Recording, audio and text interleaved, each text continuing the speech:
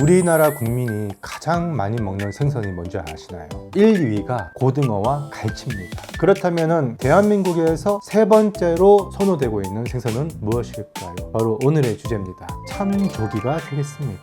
참조기를 가지고 다양한 명칭들이 있습니다. 이 지역에 가면은 편의상 조기라고 가장 많이 부릅니다. 그리고 말린 것을 굴비라고 하고요. 이제 해마다 5월에서 7월 사이에 참조기들은 산란철에 드는데 이 시기 알이 가득 찬 참조기를 잡아다가 말린 것을 오가제비라고 합니다. 등을 따서 내장 빼고 말린 것을 등태기, 배를 따서 말린 것을 배태기, 아주 작은 상품성이 떨어지는 어린 참조기를 깡치, 그보다 더 작은 것을 깡깡치라고 하고요. 그물코에 걸려서 좀 파손이 된 그런 조기들은 파조기라고도 합니다. 요새는 참조기가 갈수록 씨알이 작아져서 10cm 정도에서 큰 것은 한 20cm 정도, 다 자라면 30cm가 넘지만 그런 것은 이제 굉장히 드물고요. 또 그런 거 몇 마리만 엮어놔도 굴비를 기준으로 했을 때 백화점에서 최소 60만 원 이상, 어떤 것은 100만 원 이상 가기도 하죠. 1cm가 늘어날수록 가격은 거의 2배 가까이 상승을 하는 오늘의 이제 중요한 내용인데, 지금 대한민국 연안은 지구온난화에 따른 해수온 상승으로 인해서 과거에 우리가 즐겨 먹었던 냉수성 어종들이 대거 사라지고 있죠. 대표적으로 명태가 그렇고 이제는 도루묵도 많이 안 잡힌다고 하니까. 자, 그런데 반대로 해수온 상승이 높아지고 있음에도 불구하고 비교적 따뜻한 물을 좋아하는 참조기는 다른 이유에서 계속 사라지고 있습니다.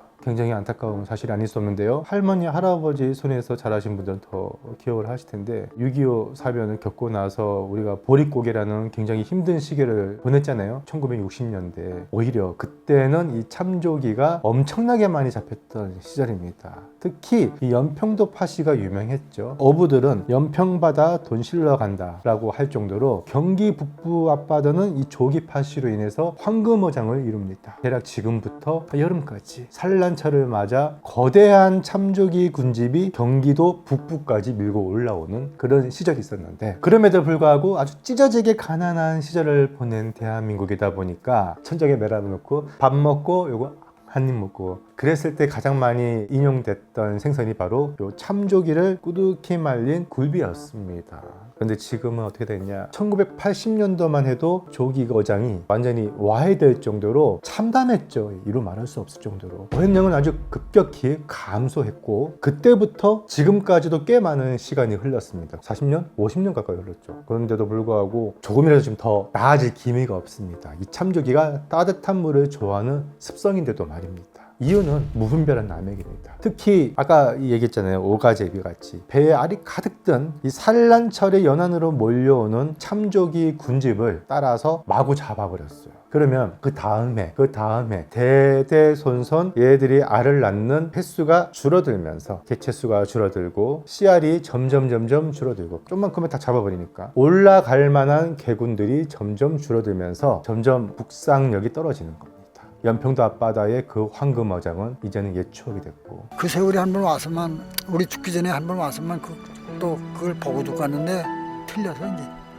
예를 들어서 군산 앞바다까지 올라가던 애들이 이제 군산조차도 안 올라오고, 굴비하면 유명한 곳이 전라남도 영광, 법성포인데 이제는 영광에서도 앞바다에 굴비잡이가 안 되니까 추자도에 있는 굴비로 충당을 하는 게 현실이에요. 근데 이 추자도 앞바다에서 잡힌 굴비는 산란굴비가 아니라 겨울철에 월동을 하고 있던 그 굴비인데 산란철이 위로 못 올라오니까 이 월동 나고 있는 애들까지 또 잡아버리고 있어요. 그걸로 충당을 하고 있는 게 오늘날 우리가 먹는 요 굴비, 참조기의 현실입니다. 이제 추자도까지 씨가 마르게 되면 어떻게 되겠습니까? 제주도까지 내려가서도 잡아야 되고, 거기마저 씨가 마른다면 머지않아 우리 훗날 세대는 굴비의 맛을 모른 채로 살아갈지도 모른다라는 생각에 스치니까 굉장히 안타깝더라고요. 이 참조기 하면 또 빠질 수 없는 흥미로운 이야기가 굴비에 관한 이야기입니다. 굴비 하면 흔히 꾸덕히 말린 거 얘기하죠. 맞습니다. 오래전부터 전통적으로 참조기는요, 겨울철 찬바람에 해풍을 맞으면서 약 3개월간 말려집니다. 그리고 그렇게 말린 것을 보리단지에다가 넣어놓죠. 보리쌀 여기 밑에다가 묻혀놓으면 어떤 일이 벌어지냐면 이 보리쌀이 비린내를 흡수하고요, 또 산패를 막습니다. 한마디로 천연 보존제 역할을 하는 거예요. 그렇게 함으로써 약 4개월간 더 추가 숙성을 합니다. 그렇게 된 것이 바로 우리가 알고 있는 보리굴비입니다. 시간이 꽤 많이 걸리죠. 그러니까 한때 생산성이 떨어진다. 또 이 보리굴비는 오랫동안 말려야 하기 때문에 그만큼 쭈글쭈글해지고 길이가 짧아지면서 오히려 굴비는 길이가 생명인데 겉보기에는 길이가 짧아지니까 작아 보이고 볼품없어 보이는 거예요.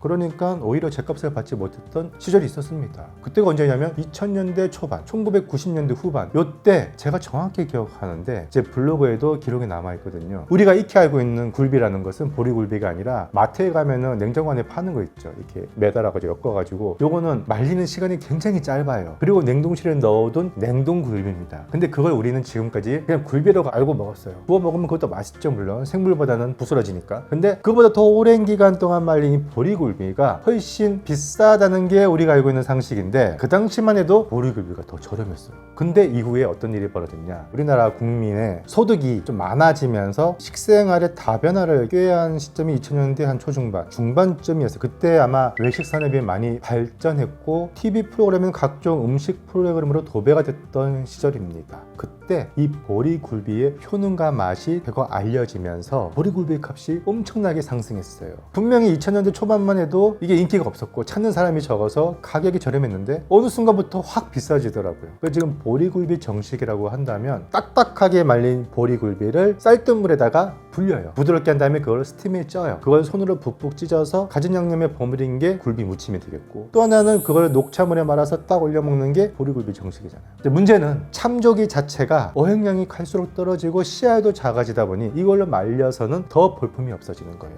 말릴 수량도 충분치 않고. 그래서 대체가 된 것이 그놈의 부새입니다. 흔히 부서족이라고 부르는데 중국산 양식으로 엄청나게 수입이 되고 있어요. 크기도 크고 통통하잖아요. 맛은 참조기보다 감칠맛이 떨어집니다만 먹을 살이 많으니까 이걸 가지고 보리굴비화 시킨 게 사실은 대부분 식당에서 판매되고 있는 보리굴비 정식의 실체입니다. 그러면은 입재총님, 이 부새로 말린 걸로 보리굴비라고 팔면은 그거는 위반 아닌가요? 좀 애매합니다. 오랫동안 우리 전통에 근거한 보리굴비다고 한 것은 참조기로 말린 것이 오리지널리티였죠. 그게 원조입니다. 근데 원조일 뿐이지 부새로 팔면은 위법이다라는 근거는 없거든요. 보리굴비라는 것은 말리고 나서 보리쌀에다가 추가 숙성한 것을 보리굴비라고 한 거지 그게 참조기가 됐든 부새가 됐든 말입니다. 게다가 이 보리굴비 정식을 파는 식당에서는요, 이 어종 표시를 하지 않습니다. 왜냐면 표기 의무가 없어요. 저희 집은 참조기만 씁니다, 이렇게 하는 집은 있겠죠. 근데 부새를 쓴다고 해서 저희 집은 부새를 씁니다라고 하진 않거든요. 왜냐면 인식의 차이가 있습니다. 아무래도 참조기가 더 고급으로 치니까. 반면에 우리가 기존에 알고 먹었던 굴비는 어떤 굴비인가, 이제 냉동굴비라고 아까 제가 말씀드렸는데, 굴비를 간고등어처럼 배를 째고 이제 염장을 하겠죠. 아니면 물간을 하든가. 일단 간을 했으면 회풍에 말려야 되는데 그 말리는 시간이 하루, 이틀, 굉장히 짧아요. 왜냐면 그걸 그대로 놔두면 또 산패가 될 수 있거든요. 벌레도 꼬이고. 그래서 그거를 이렇게 적당히 물기만 쭉 빼고 말린 다음에 냉동실에다가 넣어 놓습니다. 그래서 보리굴비가 비싸니까 그게 훨씬 더 맛있냐? 그건 또 아닙니다. 냉동굴비와 보리굴비의 맛 차이는 분명히 있어요. 취향의 영역으로 가야 될 것 같아요. 냉동굴비보다는 보리굴비가 더 딱딱하고요, 크기가 줄어들고 볼품이 없습니다. 그리고 이거를 쌀뜨물에 불려야 하고요, 조리가 좀 복잡합니다. 부드럽게 만들어야 되기 때문에. 다만 이 보리굴비가 냉동굴비에선 가질 수 없는 아주 강력한 특장점이 있죠. 3개월 동안 해풍에 말려지면서 얼었다 녹았다를 반복합니다. 그러면서 수분은 쪽 빠지고 살 조직은 단단해지면서 동시에 이노신산이라는 감칠맛 성분과 아미노산 같은 여러 다양한 성분들이 한껏 오르게 됩니다. 한마디로 해풍에 말려진 드라이에이징이에요. 그런 응축된 맛이 냉동굴비에서는 좀 없다. 식감을 놓고 봤을 때 나는 조금 더 포슬포슬하고 부드러운 걸 선호해. 그러면 보리굴비보다는 이 냉동굴비가 더 입에 맞을 수도 있습니다.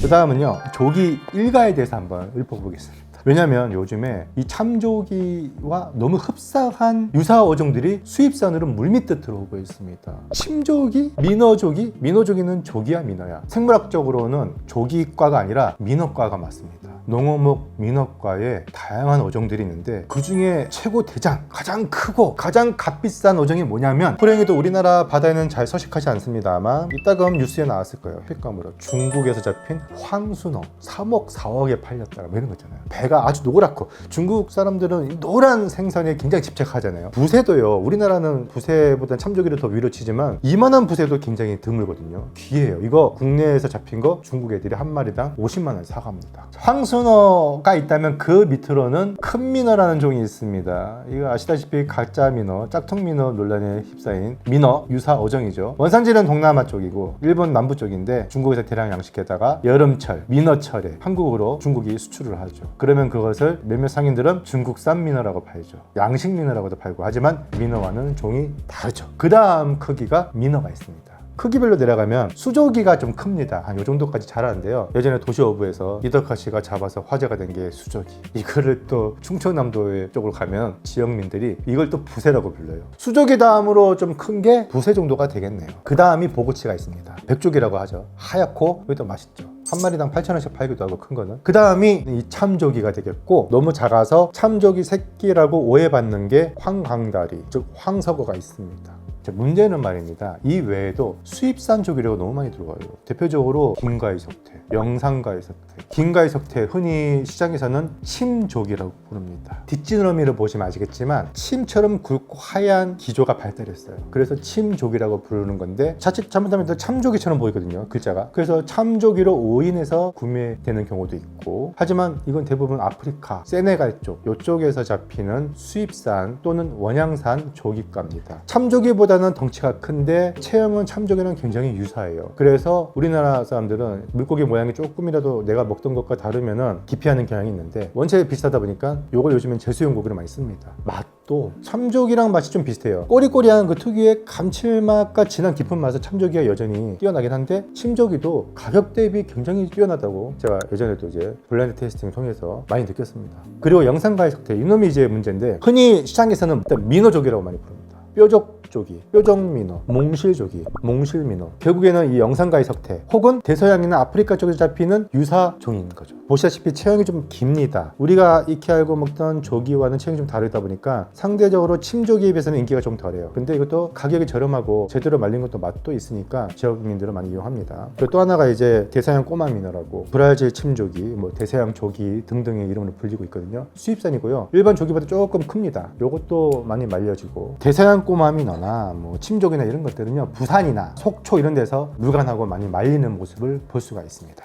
더군다나 이제 참조기 같은 경우도 양식을 하고 있어요. 이제 국내에서도 양식을 시도하고 있고, 중국에서는 일찌감치 양식을 하고 있고, 그래서 국내로도 아마 산발적으로 들어오는 걸로 알고 있어서 시장에 이렇게 매대 판매되고 있는 이 참조기가 국산인지 혹은 중국산인지 한번 확인하고 구매하는 것도 나쁘지 않겠죠. 자, 고르는 법. 말린 것은 주로 이제 마트에서 구매를 하고 백화점에서 구매하지만, 생물 참조기는 그렇게까지 비싸진 않거든요. 그래서 생물 참조기 같은 경우를 고를 때는요, 일단은 크면 클수록 무조건 상품성이 좋습니다. 노랄수록 좋고, 빛이 바래져 있다면 그거 조금 오래된 거, 등짝이 조금 까무잡잡하고 흑색이 띈다 그러면 그거는 중국산 양식을 좀 의심해 볼 필요가 있습니다. 그리고 또 하나는 비늘이 다 붙어 있어야 되고요. 윤기가 반질반질, 광택이 좀 나야 됩니다. 그리고 이제 배를 눌렀을 때 여기가 이제 물렁물렁 흐물흐물거리지 않아야 되고요. 좀 단단하게 좋고요. 항문 쪽에 진물이 새지 않는 게 좋습니다. 그리고 이제 부새하고 참조기를 헷갈려 하시는 분들이 계신데요, 일단 덩치에서 차이가 많이 납니다. 부새는 좀 크고 참조기는 좀 작고, 근데 이 부새도요, 작은 것을 모아다 파는 경우가 있어요. 그러면 참조기랑 좀 헷갈릴 수 있습니다. 그랬을 때 뭘 보냐면, 몸통 가운데를 가로지르는 측선입니다. 이 측선이 부새는 한 줄로 되어 있고요, 참조기도 한 줄인데 그 주변부가 밝아요. 그래서 흡사 한 줄이 되게 굵게 보이거나 두 줄로 보이는 착시 현상을 일으킵니다.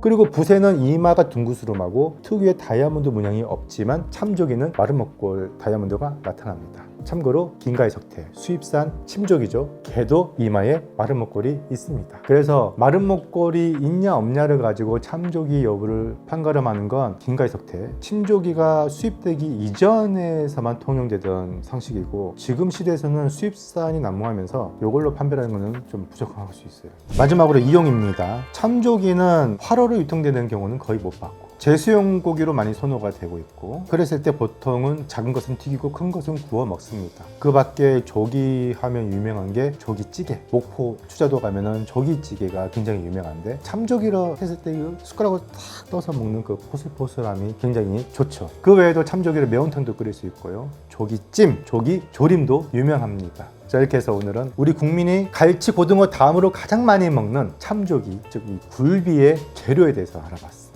아무쪼록 유용했으면 좋겠네요.